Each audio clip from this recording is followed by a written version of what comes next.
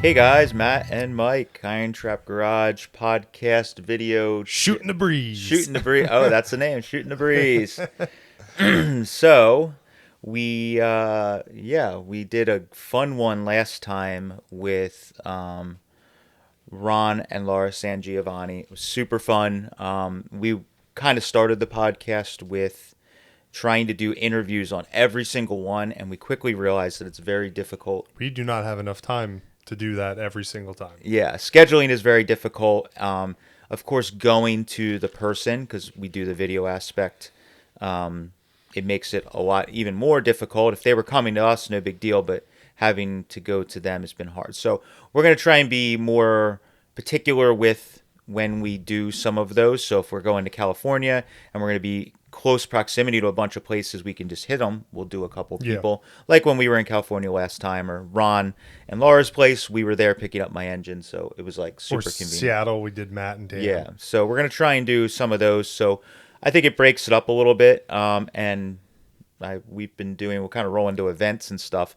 The spring has started and getting into summer, and we started to do a little bit of car events, or at least I have, and been surprised at the number of people that Yeah. have had. We were like super down on the podcast. We were like, "This is a waste of time." Blah blah blah blah blah. It's a lot of work, too, because, I mean, Yeah, our normal YouTube videos are, say, 20 to 30 minutes.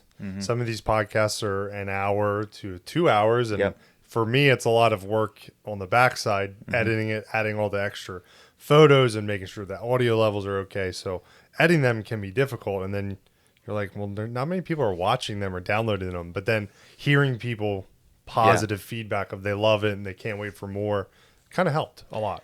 yeah. It's been good, and that. It reminds me much of when we started the channel. It was like we knew what we were doing was the right direction, but we needed it to catch on, and we needed to keep grinding and doing it, and then more people, and we'll, like we did with the channel, we'll start tweaking things, Yep. much like the interviews. Yep. And you guys may remember the first couple ones we started out, I was super structured on asking these same questions of every person, and now it's totally out the window. I don't even really, I kind of do, like we did a little bit with Ron and Laura, but like I've kind of just made the questions more free flowing. I think it's a little better. So we're going to be continuing to do that. I went up to the vintage drags in Maine.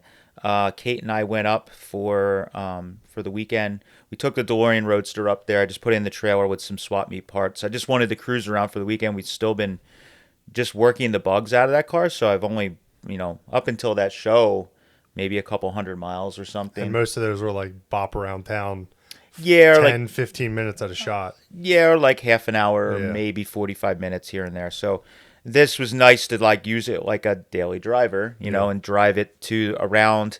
We were maybe 20 minutes or 30 minutes from the show, and then we were going to, all the stuff. So those guys put on a really fun event. I've had a ton of people in our area since we've been back asking me what it was like. I think a lot of people, much like the early days of Race of Gentlemen, you see it on social media, it looks super cool, and people Yeah. are like, well, what's it like? Is it cool? Is it worth the trip? And I 100% think it's worth the trip. I think that the only caveat I give people is it's just starting out. So there's a Yeah. lot of bugs for them to work out. It's with any event. You have a small group of guys and gals trying to put on an event, and there's going to be hiccups. There's going to be, maybe they don't have every second of the event figured out. And that's my only, it's not even a negative thing. It was just like, if you went there with a preconceived notion, it's not Wildwood. So there's not, you can't go to like the boardwalk if you're bored. Yeah. And like, you're in Maine. Is the track near anything, or is it kind of out in the woods? It's it's not near a lot. I mean, it's Maine. It's very rural. I mean, Maine in general is pretty rural to begin Yeah. with. So like, there's like a main road that basically everything is almost on. Yeah. So you can, like, you go to the track, and sure, you could drive 10 minutes down the road and you're at like an Applebee's or whatever. But like, Yeah. there's not a lot. There's like not a lot of choices, and Yeah. there's not like you can go and just, like, if you bring your wife along or your kids or whatever, and you get bored, like, you can't just go to the boardwalk and walk around. So like, that aspect of it, it's very much based around the cars and the culture. So if you have any inkling that the people you're bringing with might get bored with that, you might want to think twice about who you're bringing with, just because of that. It's a family friendly event, but Yeah. like it's just like you with your kids. Like if they got bored in 2 hours and you're all the way up in Maine, like Yeah. you can't take them to the petting zoo or Yeah, exactly. take them to Going play back to the video hotel. games. Yeah, you're so and but a lot of fun. They put on a great event. I think it's just as they build it and work out the scheduling to get more stuff going on, I think it'll be phenomenal. The cars that were there was the main reason I wanted to go was, yes, the drag racing and to see. Did you didn't race the car, the No, DeLorean I car at didn't. all? No, I didn't race the car at all. I'm actually glad I didn't, because when I took it to Allentown and started racing it, then we had that coil We'll issue. So, we'll talk about that. but the I wanted to see the cars that were going to show up, because with them hyping the event, there was some entries of actual historic cars. Probably the most important one was the Deuce of Hearts. Sold something on eBay. Yep. The Deuce of Hearts was I think it's 32.5 window from the little books, old channel show car.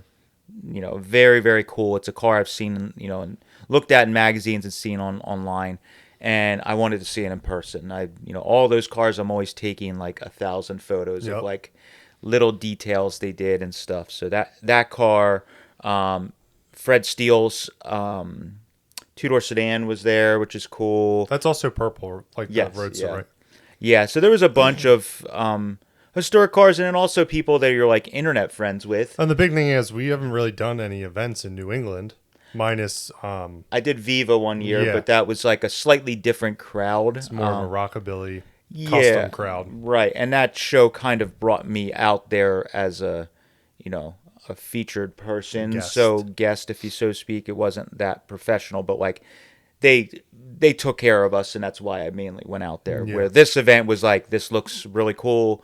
We're gonna go up and hang out. So yeah, it was cool to also hang out with people from the internet, that I haven't met in person, or maybe have only met one time in passing. So Yeah. Matt Firestone, old Yankee, he's been great with supporting us from the start of our channel and the start of his business. Basically, he's been hooking us up with stuff. He and I talk on the phone occasionally, and he's just a good dude. Similar backgrounds as far as like old punk rock hardcore Yeah. kids, and now into this stuff. So we had a lot in common. So as soon as he came and we hung out, we had dinner and all that stuff, and it was a good time. And yeah, just seeing a bunch of people that similar type deal. Got to see Butch, who's one of our good customers. Butch is from up that way, and maybe not that way, but he's from New England. Massachusetts. And I got to see him, and like most every time I see Butch, he buys from us a lot. We have a bunch of customers like him that are just like repeat buyers. They buy neat stuff. They're Yep. same stuff we're into. So like he's buying, same interest as far as what he's buying and stuff. But like usually when I see him, it's like at Carlisle Or Hershey. and everybody's always, you're trying to hunt for deals. So he'll stop in, pick up a part, say, hey, what's up, shake hands, and then on his Yep. way. So like I had a DeLorean car there, and I was actually set up in a booth so people could come and talk. So he and I spent a bunch of time. I spent some time with him showing him the car and just some of the details, and he was, very thankful for that. And then just the other night, he sent me a text, and he had his 5 window. Somebody built a roll pan. It's like a replica of what's on the Oh, DeLorean really? Roadster, and he like sent me a photo. He's like, "What do you think?" And I'm like, "Oh, that's so rad." So like that moment of him being able to Looking see at the that. car in person kind of inspired him, which was cool. That's So. killer. So yeah, that event was a lot of fun. I think as it grows, from what everybody told me, this past year was way bigger as far as number of cars attending. okay. I don't know if the people watching were bigger or the same, but everybody was commenting that the cars were a lot more cars and a lot more quality That's good. or faster cars Yeah. showing up. So that part of it was really exciting. It's like a family run type track, so it doesn't feel like a huge like Top Fuel type Yeah. track. It's very grassroots kind of track. You could I mean, stand. that's kind of where you want to do those vintage drags anyway, because a lot of the cars, while they might have safety equipment, they're not like an NHRA track has to tech a car in by NHRA rules, Right. regardless of what it is. Yeah. So like you go to these more grassroots tracks, they're a little bit more fun to race at because while rules are necessary, Yes. they don't always apply to vintage cars that are doing like 24 seconds in a quarter mile. Yeah. They're not very fast vehicles. Well, these weren't even quarter miles. Yeah, they're only eighth mile. only eighth mile, and I was watching the top speeds on it, and most of the cars were in the 50 to 65 mile an hour Yeah. range. Some of the faster cars might have got up around 70, but realistically, you're not really going any faster than you would on public roads these days. Yeah. So And it's not really an event for. It's more of a fun than a heavy competition. yeah, I think the people that are always competitive are going to be that's competitive. everyone's nature. When you're competitive, you're competitive. Yeah, so but I think it was a lot of fun. It reminded me of a lot of events I've attended over the years that in the beginning they were very loose and like you can walk right in the pits, you can walk right up to the starting line. Allentown vintage tracks. Yeah, so like to me, even not racing, just going, that's an important part. I want to be able to walk in the pits and like walk up to a car that I like and really look at it. I don't want to have to stand in the grandstands. Like I'm there if I'm not racing to like inspect the details, meet the people, So if they can keep that feel and just keep growing it, I think it's going to be amazing. It's like the perfect time of year to be in Maine too. Yeah, it was really nice at night. They did like a reliability run, which is more just like a quick cruise, some back roads to like a bar restaurant, and like Kate and I hung out there. Everybody was hanging out there till fairly late. We weren't the last people there, but we probably left at 10:30 or 11, and driving the Roadster maybe 35, 40 It was minutes pretty chilly. back to the hotel. Yeah, it was like Kate was like. The Roadster isn't sealed up in the firewall like all the little extra holes, so like it gets hot air goes through, and so she was like, "I'm really glad that this thing leaks." Warm air as we're driving, Yeah. she's ducking behind the windshield, and like it was just but it was like perfect. It was like the right chilly. That's what we call roadster weather. Yeah, that was right on the border of Roadster weather because it was getting into the low 50s. Oh, I'm sure. Maybe mid 50s. Yeah, it's been a pretty tame. It's a pretty good day on eBay apparently. Jesus, let me turn this sound up. It's been a pretty tame year this year for weather. Like late May, some years it gets like obnoxiously hot. Yes. So it was pretty good weather to be driving around in Maine. So how was Allentown? Allentown was a ton of fun. It was literally the next weekend. Was it? It was. You're right. Yeah, Right it was the after. next weekend. My birthday was that weekend. Was literally on Saturday of the drags, and we had a very busy week that week, just trying to get stuff done. That was like the week in the life of where I got rid of the forklift and. And it was a short week. It was a Oh holiday. wait, no, week. I didn't get rid of the forklift that week, but like, yeah, it was a holiday. Yeah, we did. Oh yeah, we did. Yeah. So yeah, we got rid of the forklift. We did a ton of stuff. Didn't remotely prep the car. Like literally, I just been driving it. So just got in the car. Wasn't even sure if I was gonna race. I actually forgot my helmet. And we got there. Kate, of course, it's one. This whole series of events is how stuff works with cars. It's like Kate was like, "Oh, I'll just ride with you," So we like, yeah, we'll just take the Roadster out. So we drive the Roadster out. Nice drive in the morning. Everything's great. Then we're at the event, and starts going on, and some friends we're hanging out with are like, "Oh, you want to race the car?" Like, I got extra helmet. A bunch of people have extra helmets, so here we go. So I'm like, "Okay, yeah, sure, I'll race the car. Whatever." It's been running good. Yep. It's been running. I shouldn't say good. It's a very tired engine. We found out that it's burning a lot of oil. It was a used old hot rod engine, and we ran it on the run stand. It runs nice and cool, but it consumes some oil. And when you beat on it, It really consumes some it oil. really consumes oil, and I seem to like to beat on it a little bit. So, so I said, yeah, let's go, and I drag race. So, of course, the first time I raced, our buddy Ryan had an extra helmet. It was like a brand new like NHRA. It's like a motorcycle, full face motorcycle. Yeah, so like you can't hear jack shit. No. So the DeLorean Roadster I've been complaining about since I put the exhaust on it. I made the exhaust too quiet. Well, you use these gigantic smithy mufflers. Yeah, they're right? like old Smithy style mufflers. I put them on and it's too quiet. I mean, it's great for a car you want to be quiet, but it's not loud enough. So that everybody else has got really loud cars, and I got this helmet on. I've never raced with a full face helmet before. Not much of a race guy, so I don't have a lot of experience. So I proceeded to float the valves like first race because couldn't hear the engine. So I was revving in first and went to shift into second, and then I don't know if maybe it was in second. I don't remember, but it started losing power and running stupid. I'm like, oh no. And then I got through the back and started rolling around and started running, a little bit better. And then it was okay. I'm like, oh, all right, cool. And then I went and raced again. I just made sure I shifted sooner. And then the next time I raced, I borrowed a helmet from our friend and customer, Rick, and he gave me just like a little like Harley type helmet, and that was much better. Yeah. So it went good. It just beat on the car, and the car, that flathead runs really cool. So like it was pretty hot that day. It was in the mid 80s probably by the end of the middle of the day. And Allentown, there is zero shade.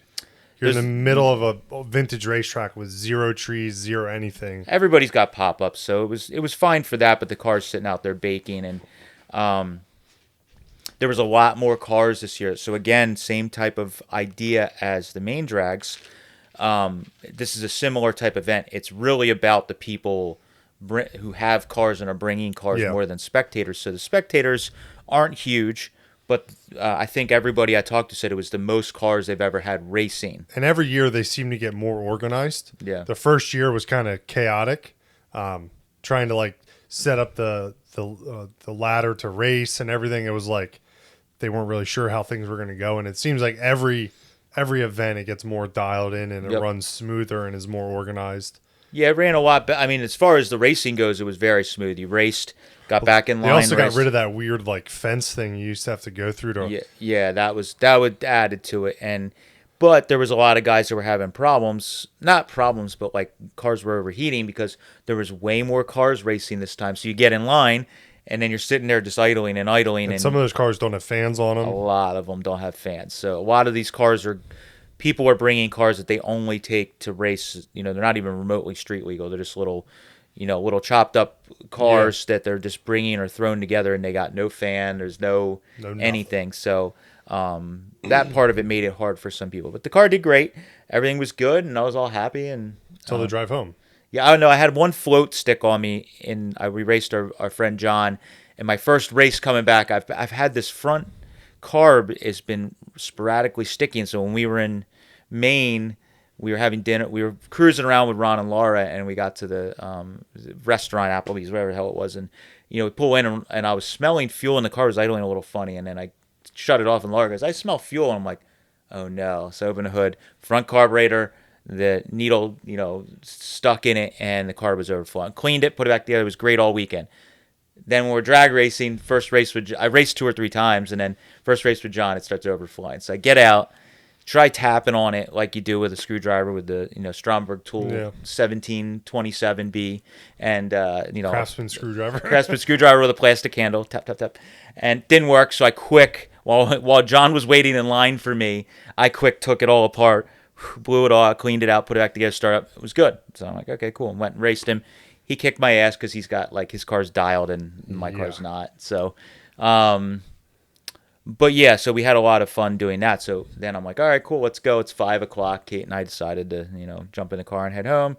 And we were maybe only a few miles from the track, and car started running a little funny. I'm like, that's weird, like missing. And I'm like, maybe I'm low in fuel because notorious I am for every time running out of fuel. So I had filled the tank in Maine, and we had driven around a bit, but I knew I didn't drive like enough to empty the tank. So I knew I had I don't know. So I figured after racing, maybe I had a quarter tank and it was running or lower, and so we stopped and got gas, started it up, and that wasn't it. So I turned the idle up to try and keep it from like stalling. Yeah.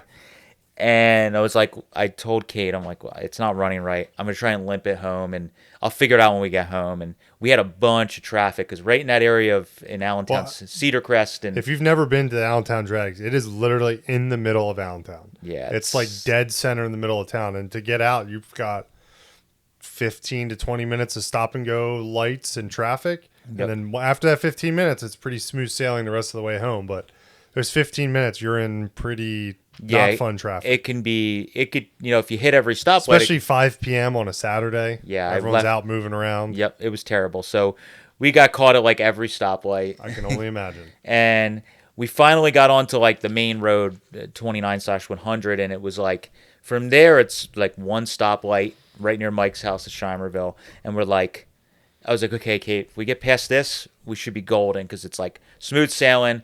I can just, I even with it running stupid, I can just putt home and so. But the further we went, the more it started missing, and then we had a couple of steep grades to go up, and the last steep grade, I think it's no, not Shimerville. The next, It's the next one on the big hill down to like Wawa and Turkey Hill. yeah. So we went up that hill, and it was like missing pretty good. I kind of put in neutral and coasted all, down, still running.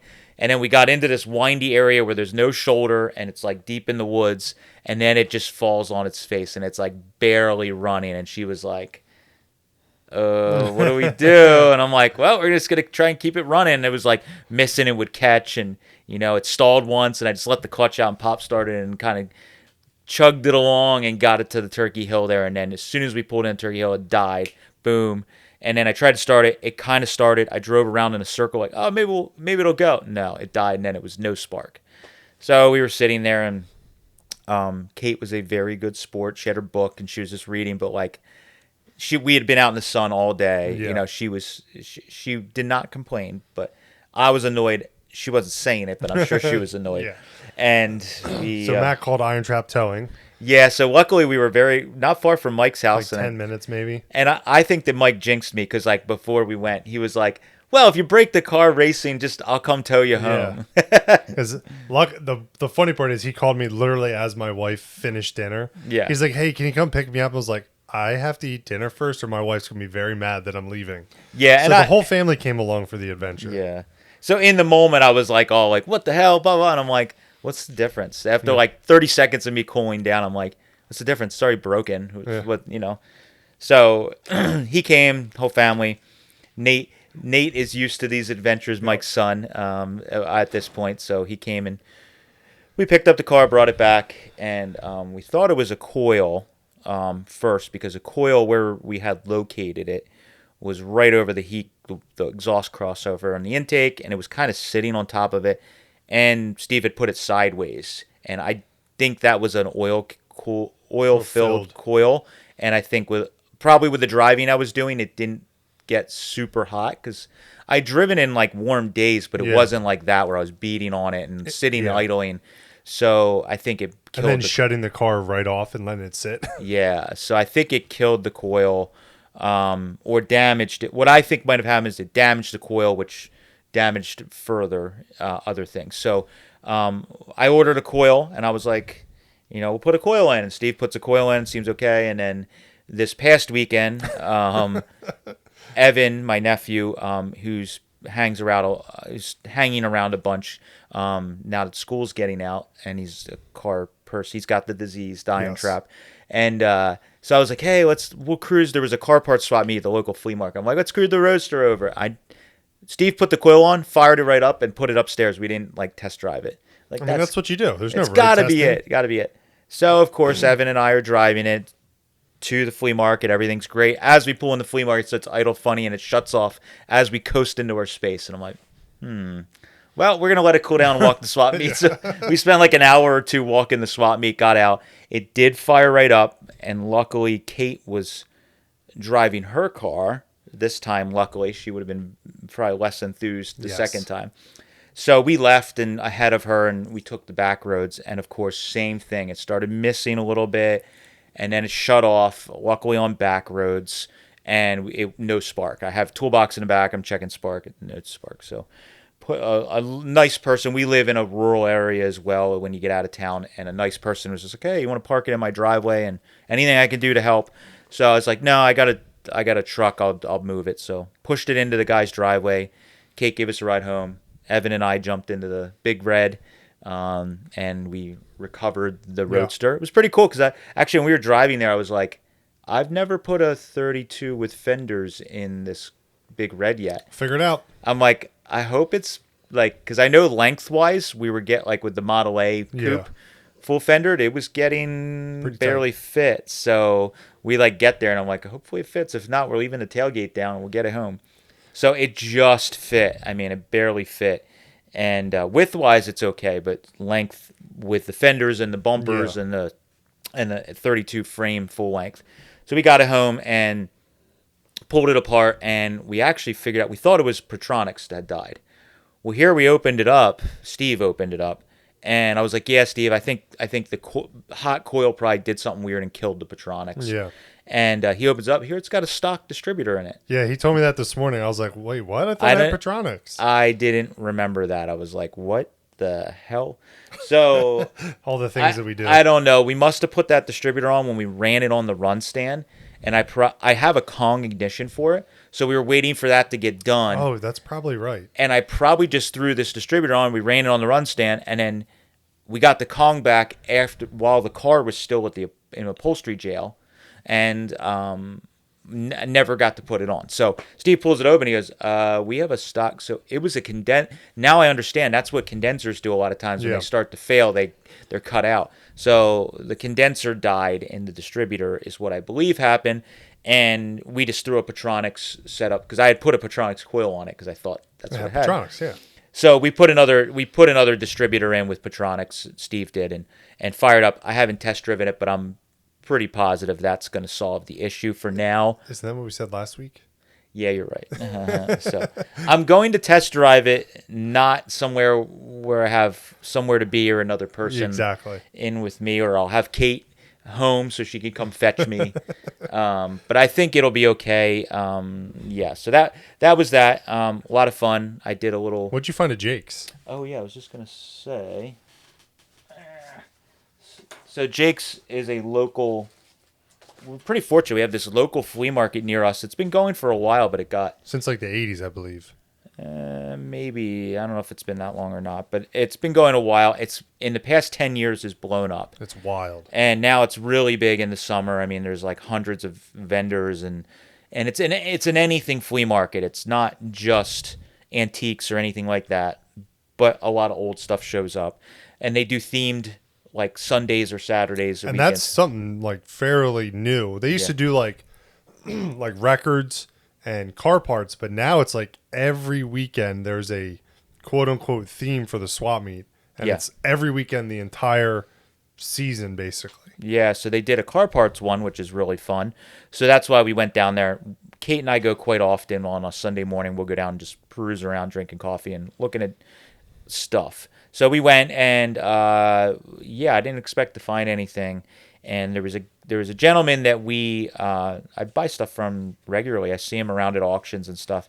He had a pile of these old programs. These are old car show programs, but they are super local. So like, I feel like in California, there was way more of this stuff because there was a lot of it going Or the on. Midwest too, like Detroit and that kind of stuff. Yeah, but like in our real local area, you don't see this kind of stuff much. So I have one of these that our friend Kevin gave me. It was his father's. In 1955, in Reading area, there was a place called the Crystal Ballroom, which Yep. is this huge recreational center, glass windows, beautiful hardwood floor, really. And they held a show in 55, a Motorama, and there was a bunch of well-known cars. Casa Coupe showed up, and pretty neat indoor show. And Bruce Larson was there. Really? He's in there with his name, with his 32. He brought it there. That's so wild. when we get the interview, Bruce, we'll have to talk about Wait, that. the blue one? I believe it says 32 Ford Coupe Bruce Larson. So Oh. like, I don't know which one, but he was competing in the hot rod class. It had like so a partial wild. list. So that was really cool. And I had one of these, and there's like nothing because the Crystal Ballroom, I believe in the 60s, burned down. It was like a social hall too. So the story I had read in the newspaper was there was a group of kids that were pissed that they got like kicked out or something. So they started the place on fire and That's it so burned to the wild. ground. So there was only like, I think 1 or 2 years or maybe 1 year they did this show. There's almost nothing from the show, like photos, anything. There's hardly anything. But there is I think in one of the little books they have some photos from the coverage from the show. I But think it's Rotting and Restyling. Yeah, They they- have some photos from there. yeah, so but super cool. I found two of these. So my one buddy Nick, I'm gonna give him one. They were super cheap, so like I just grabbed them. So it was these. There was one in. So anybody that's watching that's local will, recognize some of these. But there was like I think a Norristown one. This one's Norristown. I think this is somewhere on the main line outside Philly. But this one's Norristown. Super cool. And then the one that was like blew my mind. So my little hometown I live in is Boyertown. A lot of car history. There was a club. There was a handful of hot rod clubs, but the Road Knights was the big Boyertown Road Knights Hot Rod Club. We know I'm pretty friendly with one of the surviving members, Hank or Henry, and he comes by and talks, and he's told me a bunch of stories. I went and saw his club jacket and his plaque. So I've been like hunting for real Road Knight stuff. It's super hard to find because it's a small town. There was like probably 25 members, maybe Something at most. like that, and it was not a long-lived club. It was only around for Like most clubs, they were only around in like the 50s to the 60s. it wasn't Kind 60. I think it was like late 50s, early 60s they Yeah. disbanded. So this was I had heard rumors about this, and Hank had told me about this. So in 54 or 55, they had a show at the local Pontiac dealership in my hometown, little tiny town. They had a hot rod show, and this is the program from it. So Hank told me that when he was like 14 or 15, he went to the show and he wasn't in the club, and that's what made him Oh, that's so cool. exposed him to hot rods basically, and he immediately like joined the club like the next year. But like this is the same way. It's got I think the Casa Coupe might have been at this one too. It was Oh, doing really? it was doing the rounds. I can't remember, but there was but yeah, so this is just like, I mean, it's a piece of paper. I paid But- $5 yeah. a piece for them. Like, they're really not worth anything to anyone. But to me, this like I would have paid absurd. Like in that moment, finding it, I didn't know what he wanted. But if he told me they were 100 a piece, I would have bought this Yeah. one. And what's wild is that dealership, the building still exists. It's been redone probably Yeah. a dozen times. But we talked about potentially going in and just asking if they had anything, because the dealership's been active this entire time. It's never closed. It's changed hands. But it'd be cool to go in and ask and be like, do you guys have any record of anything? Yeah. Just to see, because, businesses keep weird stuff like that. Oh, yeah, there's a filing cabinet in the basement with Yep. flyers from the show. Yeah, it would be crazy. So I posted this up like a lot of areas on Facebook. There's a historical Boyertown group where people just share old photos and memorabilia. So I posted this up, and pretty much everyone on there was like didn't say they had one. But I'm always trying to poke and dig up more history. Yeah. A lady on there had given me a phone number for a gentleman that was in the club that's still alive that I haven't talked to yet. So Oh, that's cool. And there was also some advertisement in there for a local speed shop Oh, that we yeah, didn't know that existed. yeah, there's a speed shop. 2 blocks up the road. It's like 2 blocks or 3 blocks up the road. It's maybe a quarter mile at most. Did you Google the address? Because I know I which did. house it is. No, it's not the house you think it is. No, I looked. It's Oh. I know which house we're talking about Yeah. with the big garage behind it. Yeah, It's like it- 5 houses up Yep. on the next street. Yeah, and there's a big garage behind it. But yeah. like I was reading the advertisements, and there's like a so and so speed shop. It says like racing fuels and speed parts, Yeah. and I'm like, It's a no. hobby shop, I think, right? Yeah, I guess It's I don't know, but I don't know what that means. That could have been hobby That's shop. true. like- But it's so wild. It's like literally, and it's in a set of like townhouses. It's Yeah. not like a individual house. They're all townhouses in that part. Yeah, but I think in the alley behind it, there's a lot of garages. Oh, that's true, yeah. Back there, so that was really cool. So that was kind of the excitement lately Yeah. with stuff going on. That's not all the excitement. We forgot to talk about the goons, because that was actually in between Oh yeah, the drags and the roadster dying again. Oh yeah. So we went. Yeah, Gasket Goons is a big show in the fall, in the end of the summer, fall, September. Big local 1-day show. Again, people that watch from all over or listen, this means nothing to you, but there's a big show that the Gasket Goons We've Club. done a 4 or 5 videos at Yeah, the shows. we're friends with the guys in the club, and we always try and help them out. The show in the end of the summer, early fall, we kind of run the swap meet these days. It's progressed. Moon's bumping into the camera. So if you see the camera shaking, that's Moon just rolling into it. Dude. So, They decided to have a summer show this year. They're calling it a spring show, but it's just about summer. Last year, their fall show, Got canceled. the Yeah. main date and the rain date both got rained out. Yeah, it So was a bad year for car shows last year. So they had a show at Macungie. First year, the Wheels of Time show is one of our favorite shows. It's later in August at the same location. The truck show is this weekend. So that park has a lot of car events. They put on an event. They're not trying to take over for Wheels of Time. They're just trying to put on a different type of event for the same, the old cars. But their event is much more about the lifestyle and more of a party feel. So more like people around the stage. So they did a good job trying to do a different kind of show. And it's months before Wheels of Time, so they did a great job. It looked really. It was like I had heard rumors of anywhere from 1,200 to 1,800 cars for a first show. and there was a lot of stuff I've never seen before Yeah. at that show too. Like there was a 34 Cabriolet there that I missed somehow. That was killer. Had a 32 grill on it. Was channeled a little bit. Oof. Never seen it before. And there's the goon shows always bring out really neat cars that we stuff. never see anywhere else. Moon, Hey, stop what's it. up? Hey, go lay down. I'm excited for next year because they're going to be actually doing an actual swap meet. Versus, I'm not. Because Well, I have to help with the swap meet probably, or they're Yeah. they're assuming I am. So. Yeah, exactly. We'll both be helping. But that always brings. Good boy. That always brings out more people.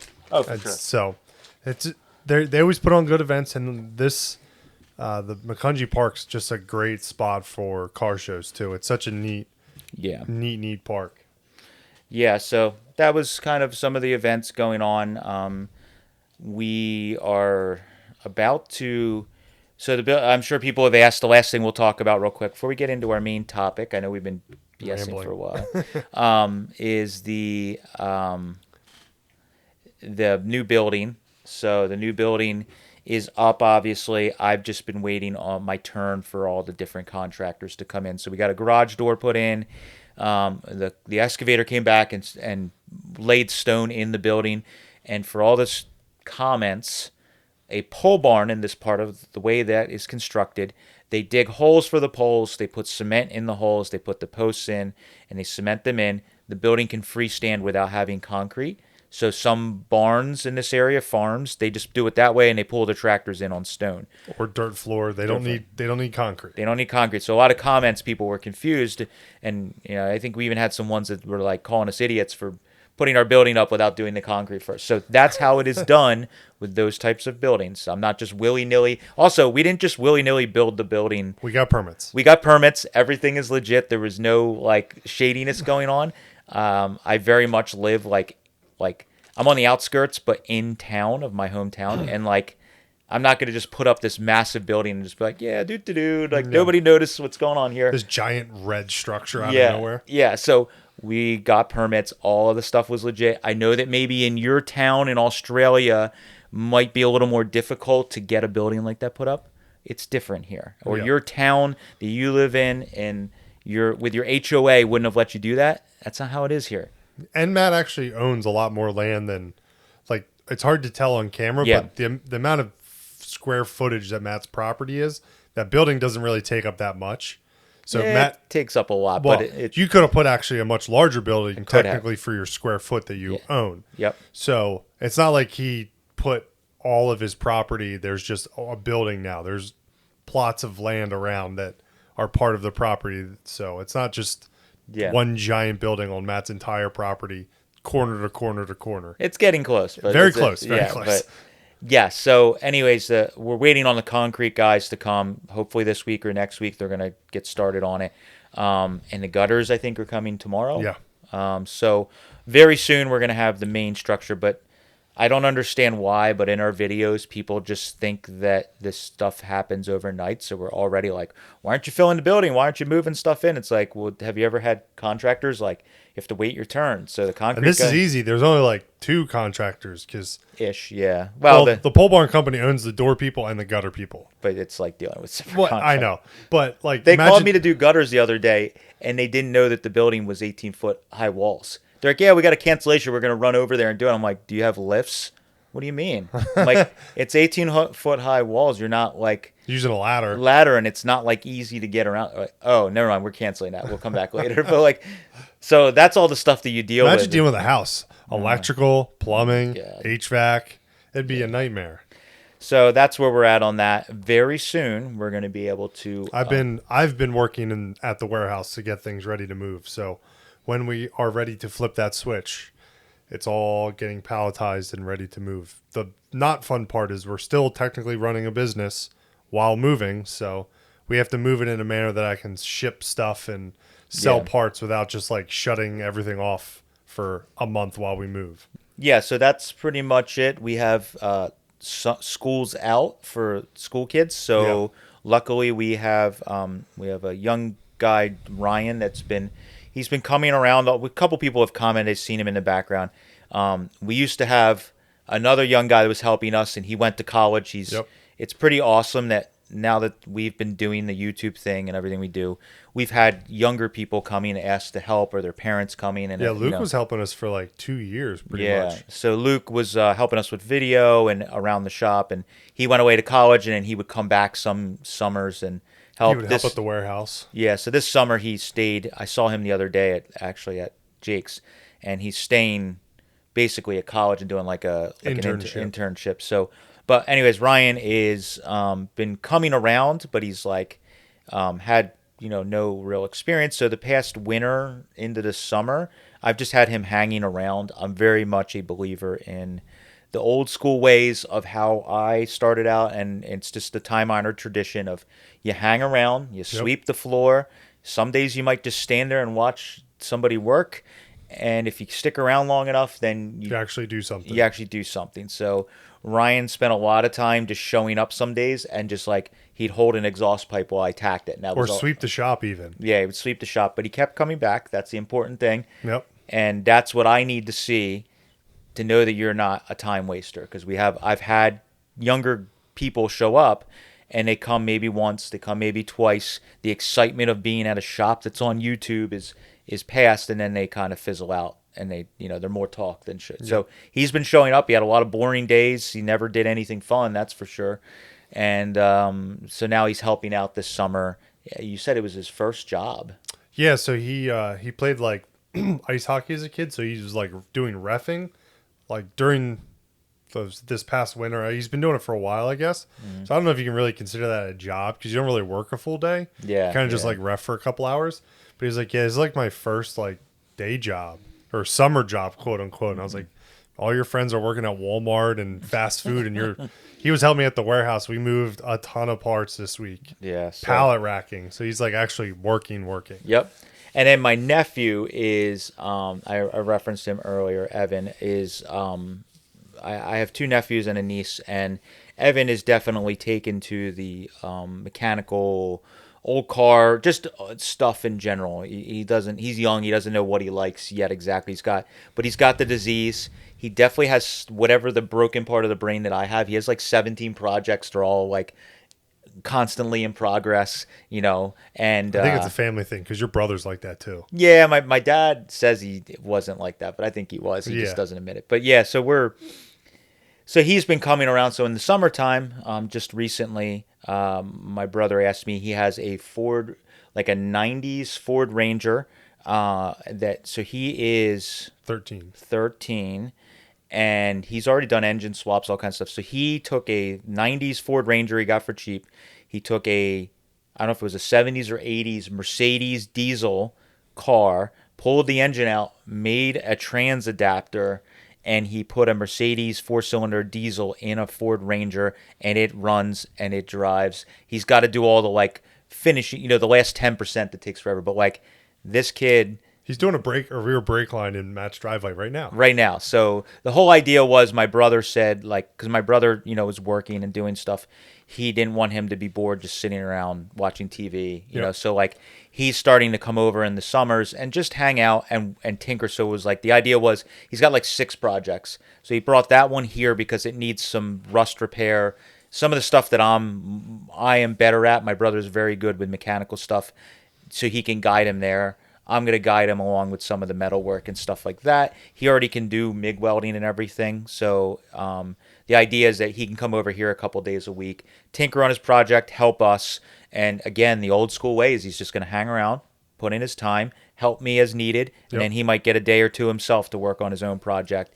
And that's kind of like, for him, is the ideal summer vacation, so to speak. So he's going to be around a lot more. He's been chatting with my brother about he kind of wants to start a YouTube, and I think it's a phenomenal idea because he is like a whiz kid with.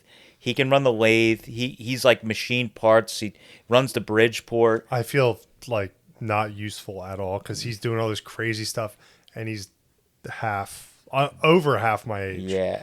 He's so like, I think him doing a YouTube channel Would hopefully be amazing.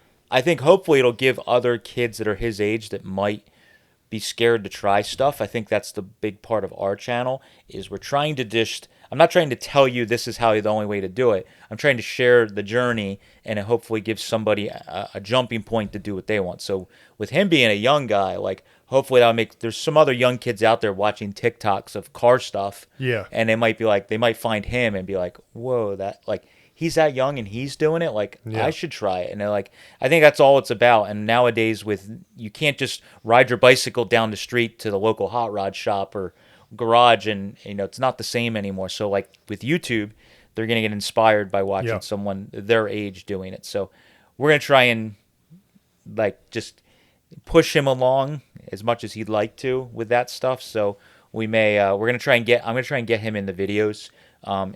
This summer, since he's hanging around a lot more, and try and get him more comfortable. As expected, he's a little shy. The whole camera thing, talking to the camera, not into that yet, but he's going to have to learn. Anyone that's just not, it's super awkward for anyone. Like, when I first started doing YouTube before IronTrap, it was like super awkward talking because you're basically just talking to yourself, but you're trying to talk as if you're in a conversation, and it's like very awkward to figure out the pacing and how to talk and not sound like an idiot and jumble your words and all that stuff. Yeah, and I still do that. Oh, we both still do it. So that's exciting for me. His project is not something that like I am super interested in as far as what it is, but him learning is exciting to me because just anytime we can get, same with Ryan. He'd like. Yeah. Ryan has some interest. His grandfather's into old cars, and like that doesn't mean he's going to go on to be a mechanic, but like it might just being around this might have another young person that gets the switch flipped, and down the road he might have a 60s Impala, or maybe his grandfather will give him, he'll inherit his grandfather's like old cars, and being around this, he's going to be exposed more to how to work on this stuff. So that's as much as we can, it's as much of a hassle as it is to have first job people. It's also very satisfying, like Luke, where we saw him progress and he's doing video stuff, which is totally not what we did here, but like to see him go from when we first met him. He was tearing transmission apart last summer. That auction in Ohio, we bought like 25 transmissions. I showed him how to pull one of them apart and said, I don't care how long it takes. I need you to take all 25 of these apart.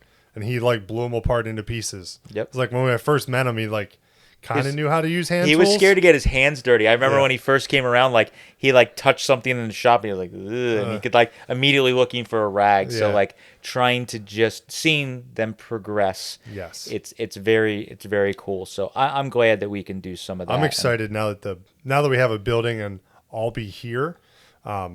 This summer, once the building's kind of moving along, Nate, my son, try and bring him occasionally. He loses interest quickly. He's young. But at least with a building here, I can be like, go see what Uncle Matt's doing. Go entertain yourself for a couple minutes. Or go play with Moon.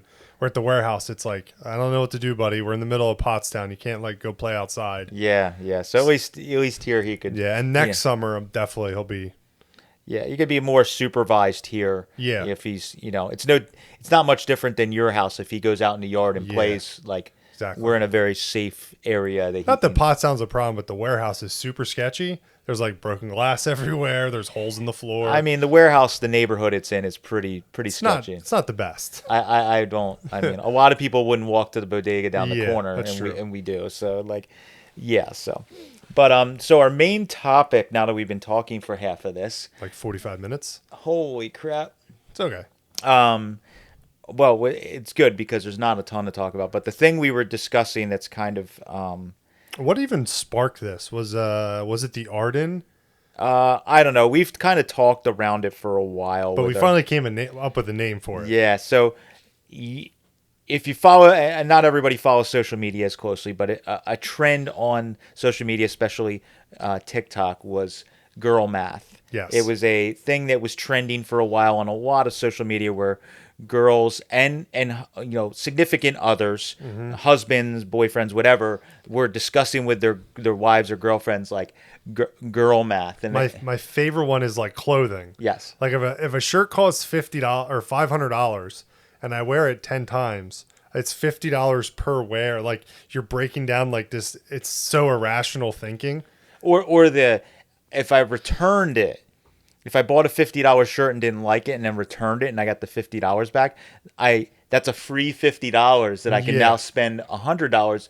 And the next thing I purchased for $100 was only $50. You're like, well, no, that was the same 50 you had. Yeah. Like it still paid $100. The math isn't mathing. Yeah, so we thought that was funny, but we started just through discussing, and even Kate and I, joking with each other, have talked about it, and it's come up, and there's I should say car person, but we're just gonna call it car guy math. I understand that females are into cars as well, but we're gonna just for make it easier, we're gonna call it car guy math. For us, it's car guy math. Yeah, so for us, car person math. In that, I think should we call it car addict math? car addict math is totally a thing. I had a heated discussion with Kate the other day that she thinks that car guy math or car person math is not like an actual. You can't compute the numbers or whatever. It's the same thing as girl math, and I'm like, ours actually makes way more sense. yes, I'm like, so what we're talking about is, and I think almost anybody that's into, and we're not even talking about old cars anymore. You could be into Volkswagens, or you could be into Hondas, or you could be into car whatever. math applies to like any hobby. Motorcycles, whatever. Sports card math. Yeah. But mainly, with the cars and motorcycles. So it's like you buy a project car, and we show it literally all the time. It's how the channel kind of started, was doing car guy math, where you buy a car that you're going to build a project car, and you sell a bunch. The car comes with a trunk full of parts for the same price. You didn't pay any more. And then you start selling the extra parts off either in the beginning or after the car's done. And that money is helping to pay off the car because you didn't use it. And, so now the car, if you paid $5,000 for the car, you sold $2,000 worth of parts, you're only $3,000 into the car. And that's real money. You sold those parts and you paid for it. So that stuff, It's like the 2020 challenge, the Yes. $20 challenge. Basically, at the end of it, we ended up with a couple $1,000s that we really only had. or a car trailer. Yeah, only started with $20. So that's like a real thing, but it starts getting a little ridiculous and muddy when you start getting to the point where like the stuff's so intertwined. So that's when we really driving home or to go get the Arden is where I'm like really stretching. So I have a bit of money into that engine, or I paid to have the engine done as expected. Yep. And we're like discussing, I'm like, well, when I bought that engine and all the stuff at that auction, I kept maybe 5%, and then I sold off 95%, and I made X dollars off of that stuff. And I'm like, well, if you think about what I spent on the engine, the heads were free, the blower was free because I was into the profit, and then I made this much on top. Well, basically, my whole engine build is free because I made enough money to. I didn't keep a good enough records to say, but like we were close. Yeah. It's probably pretty close to being a free. I mean, the same thing with the DeLorean Roadster. Yep. That one's not as close to free, but Yeah. for what you paid for it, plus all the stuff that you got with it, you're into that DeLorean car for Way less than over that. half, probably. Yeah, and that's the whole thing when I buy cars.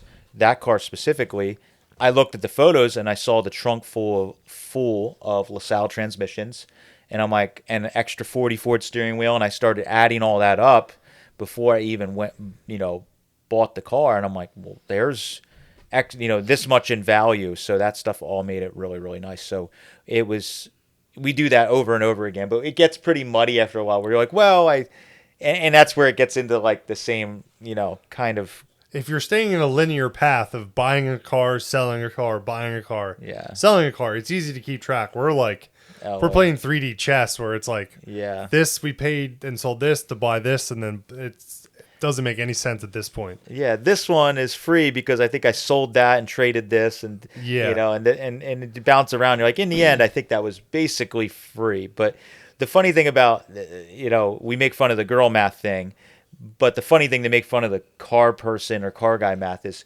we don't count our labor or time. Yeah. We like, if you were being, this is where it doesn't make sense. It's like if we were really, being factual about this, it would be like, okay, well, I would write down the hours I spent working on this said free car, and I bet almost 1,000 hours into it. Yeah, I bet every car would be a huge, ridiculous loss because like we don't count our own personal hours when we're doing the work. But if you take it to a shop, you count the hours because you paid them money. But like my time, I don't count. So I have 1,000 hours into this car, and you sell it for like 30 grand, and you're like, oh man, I made 30 grand. It's like, not really, because you at lost 50 bucks grand. an hour. So yeah, I talked to somebody, I think it was one of our customers or somebody at a car show, maybe it was at the Goons, and he was telling me that he legitimately, I can't remember who the person was, I apologize, but it was interesting. They said they kept track of how many hours they worked on the car and like all the parts they spend.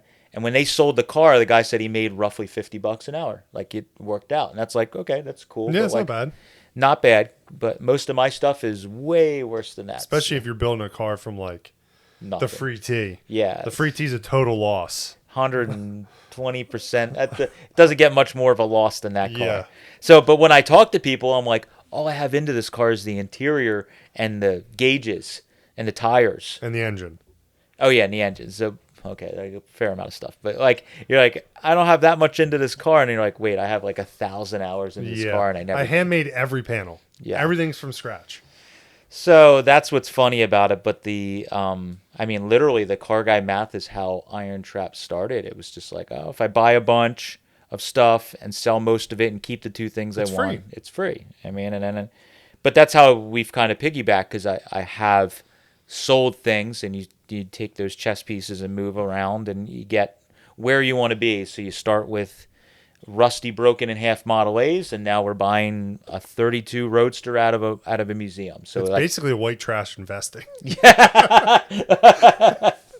That's racist. or white trash stock market, like stock trading. Or basically you don't have to be, but you don't have to be white. That's true. It's just trashy. It's just trashy. It's just trash. So it's like we're Caucasian. So we're white trash. It's trashy investing 101. Yeah, buying rusty junk and reselling it to make a profit. Oh my god! So that's like, it's funny because that's literally like we sold a car recently. I had to deposit a cashier's check for that 39 we sold, and I go in, and the bank teller, nowadays the banks are always trying to sell you something. So the banker deposits my check, and obviously it's this significant amount of, not a crazy amount of money, but it's more than somebody's putting their paycheck in every week.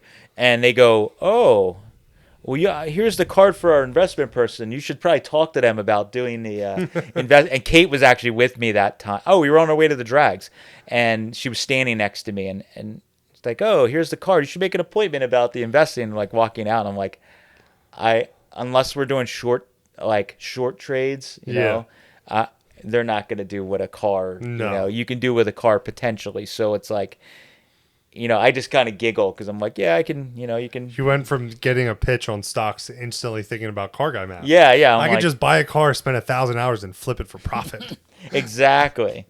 Or I could put that money in the bank and let them play with the money and get maybe in 50 years. At least when you lose your own money, you can yell at yourself. But when a banker F's up and you lose all your money, it hurts a lot more. Yeah, it definitely does. So the car guy math thing it's constant. Once it's in your head, everywhere you go, everything, you go to look at a car, you're thinking about it, even if you don't want the car. Like, oh man, that thing's or like you look at a car and you start breaking down what it's worth in parts. And we do that all the time. Like that 46 body we just drove home.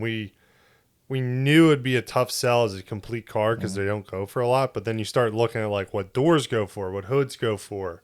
Like, well, if we just chop it up, we can easily make our money back, and it might take a little bit longer, but we don't have a body sitting around. When they store much nicer when they're cut up in pieces. And you're not begging to try and sell that body as a project car for $2,000. Yeah. It's crickets, and you're begging to get rid of it. And then as soon as you sell like 3 parts and you're at the same money, and it's gone quicker. So it's just how it works. But you start thinking about the, the rationale of that. But the car guy math or car person math can definitely be not good, because if you're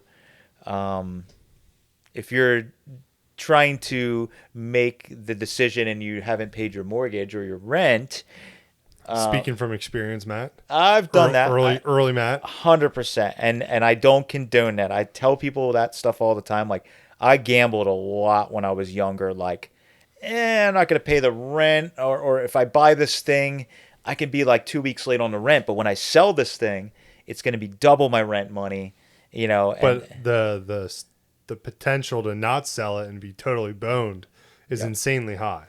You have to be very. I mean, it's basically like gambling, just with. Yeah, I 100% gamble with a lot of the stuff we do, and yeah. So I don't condone that. I mean, I definitely did it probably more than anyone. There was a lot of times where I was like, no safety net, $0 in the bank account.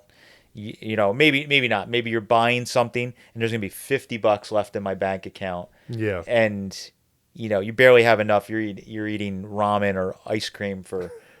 Literally, I had a half-gallon ice cream I ate for a week straight because that's all I had in my freezer. So I did all that stupid stuff. But there's, that's when it's not good. But if you have the money to spend and you make an educated decision, yes, I don't think it's the nice thing for the most part with the car person math is like, even if you bought the thing and you're not overpaying for it, you could still break even and get your money back out. Yeah, that's the important thing is if you buy it right, if you have to dump it to break even, then you're totally fine. Exactly. So that was always in my head whenever I did those gambles. I'm like, well, whatever I'm buying is worth more than what I paid for it.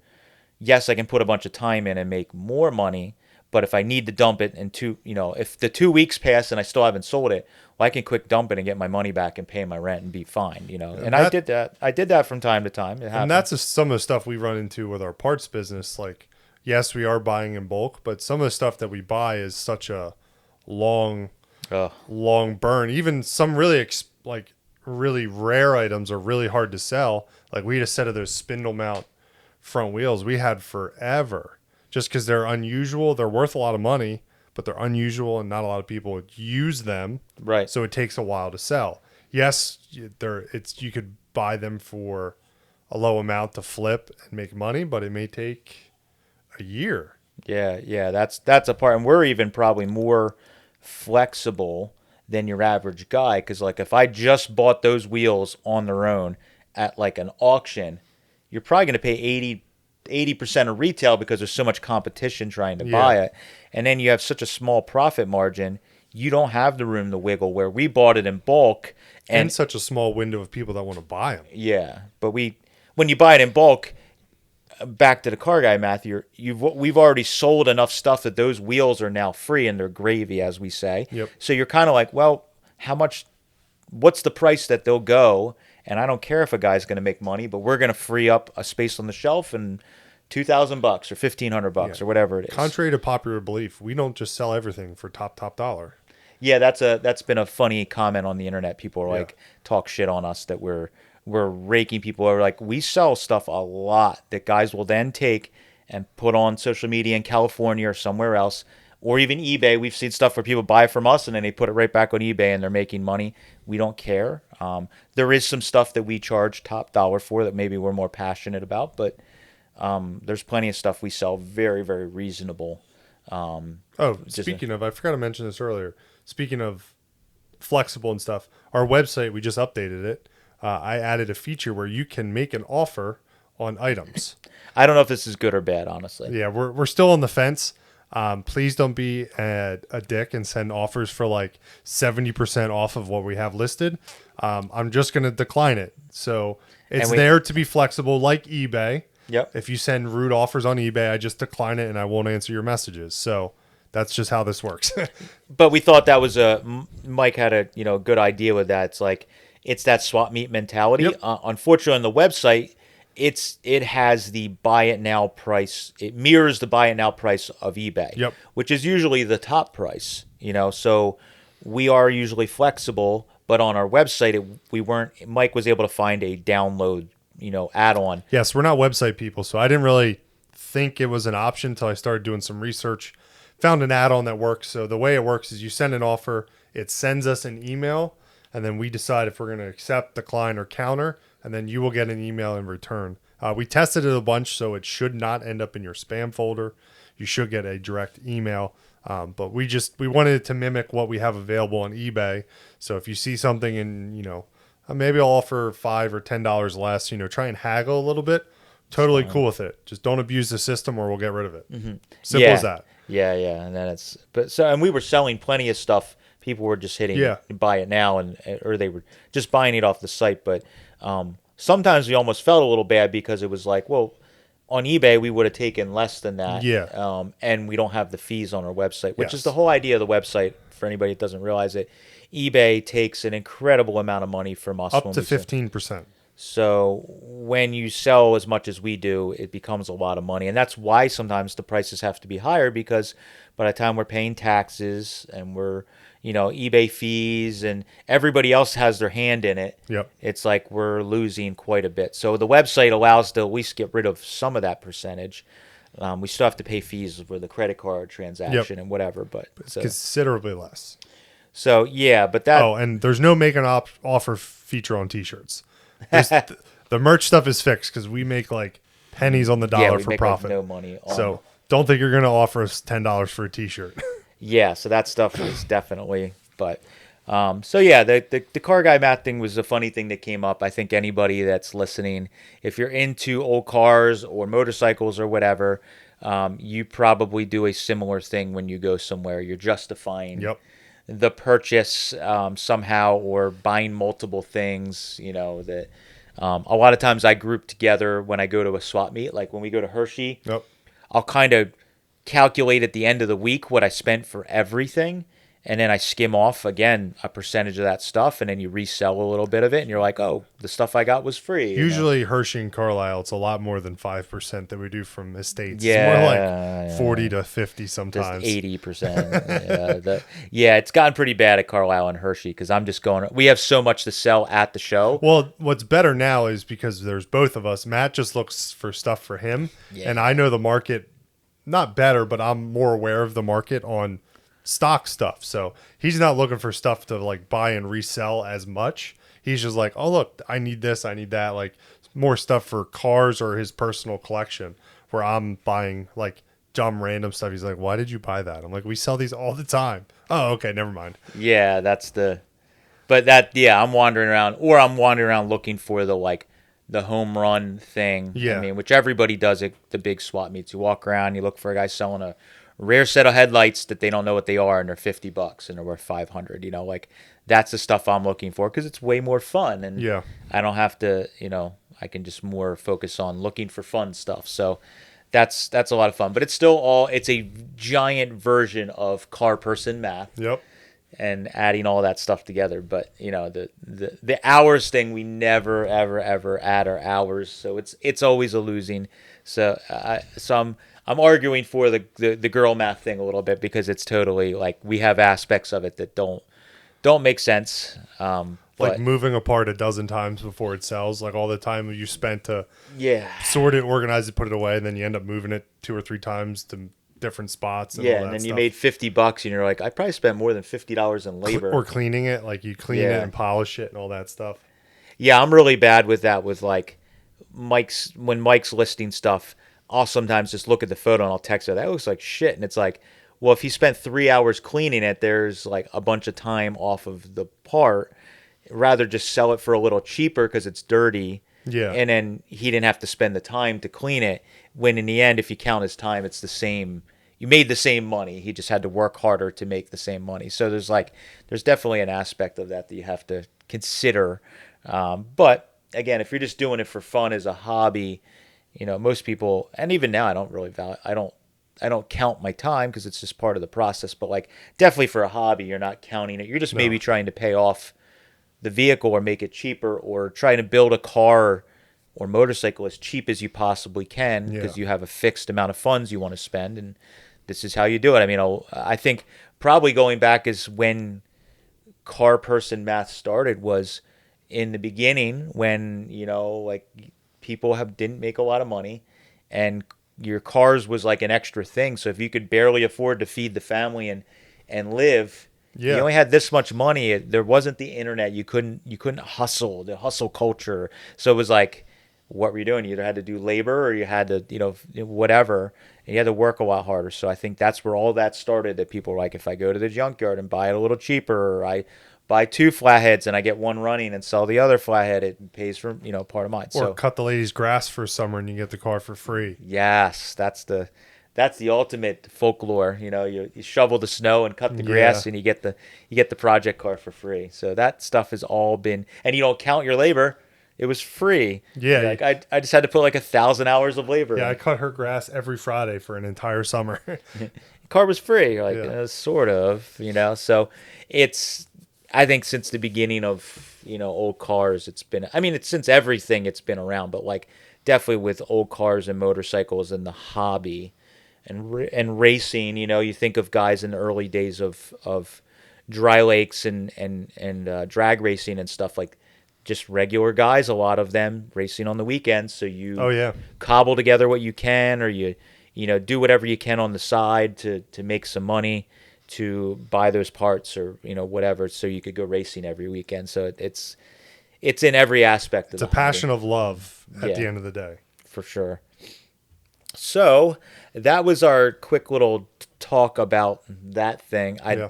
I definitely enjoy the comments. So if you guys want to leave some comments with some of your Yeah, what's your version of messed up math? yeah, like, do you have a rational or irrational story about how you came about buying or whatever? Because we all have these ridiculous stories, and sitting around at swap meets, I have some friends that are really wild with it, where they talk about, like, if I do this and do that and then do this, and it gets so confused. They could have like a chalkboard with all this stuff drawn on, like, and then the car was $25, and you're like, I'm lost. I don't. There's an accountant watching this going, you guys are absolute idiots. Yeah, so I'd be interested to hear in the comments if you guys have some funny stories about justifying purchases with using car person math. Yeah, tell us the lies that you tell yourself to make you feel better. And we know the one that you never tell your wife what you Yes. actually paid. I get that, but like, what are the ones you tell yourself or your Yeah. buddies to justify why you're buying that part or that car, to make it all equal out to be cheap or free? I'd love to hear that, because we do it literally every day. I text Mike every day with a ad for something for sale or an email we got, and I'm like, oh, I could do this and do that and then that. There's instantly a chalkboard Yeah. drawn out with arrows like a football play. Yeah. This is how we get this for free. Yeah, and then 4 years later, that car is totally free, and we did all this labor. So, but it's a lot of fun, and that's another thing that's just discussed when we're amongst friends, car people Yeah. talking. It's always that thing. So it's a good laugh. It's just the way we justify it all, and we're totally, absolutely insane by any normal person that isn't broken. You just look at what we spend and the time we spend on this stuff. It makes no sense, but it is what makes our world go round, and it's a lot of fun. So Cool, guys. thank you for listening, watching, whatever. As always, if you are watching this, you can subscribe on all the podcast platforms, and you can listen to this. So if you're in the shop or driving, you can listen to us ramble. If you're listening to this, if you get a minute, definitely check out the video aspect, because we usually put some cool visuals in there. It's not just our faces talking the whole time, but there's usually some interesting visuals that make it worthwhile to watch as well. And that's pretty much all we have for this one. Thank you guys for listening, and we'll catch you next time. See ya.